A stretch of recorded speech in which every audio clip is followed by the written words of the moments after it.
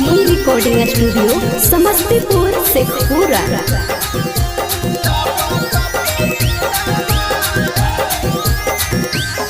अब चढ़ गए फागुन के महीना माहे, अब चढ़ गए फागुन के महीना माहे, तो चोली से चूहे लगल टपा टपा सीना माहे, तो चोली से चूहे लगल टपा टपा सीना माहे।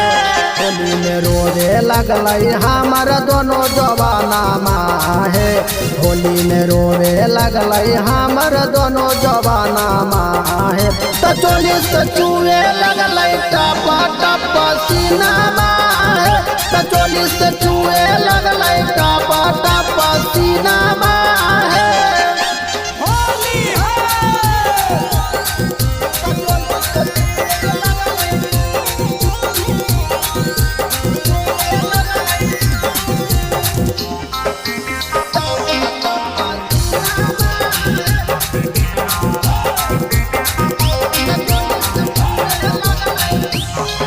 अगर चल गए छोड़िए के पियवा हमर कोढ़िया के रंगत होलिया में हमर साथी चोलिया। अगर चल गए छोड़िए के पियवा हमर कोढ़िया के रंगत होलिया में साथी हमर ढोलिया। अब केरा से रंगबैये अपन बदाना माहे, अब केरा से रंगबैये अपन बदाना माहे, तो चोली से चूहे लगल टपा टपा सीना माहे, तो चोली से चूहे लगल टपा टपा सीना माहे।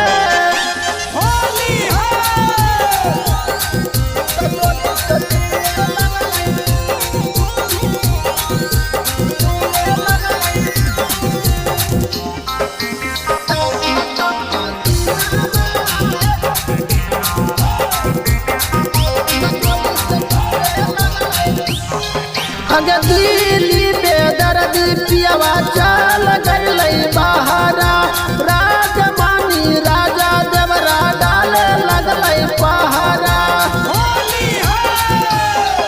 अगर दिल्ली बेदर्दी पियवा चल गई बहारा, राजमानी राजा देवरा डाले लगल पहारा। हमर सोला के जोगावल खजाना माहे, हमर सोला के जोगावल खजाना माहे, तो चोली से चूहे लगल टपा टपा सीना माहे, तो चोली से चूहे लगल टपा टपा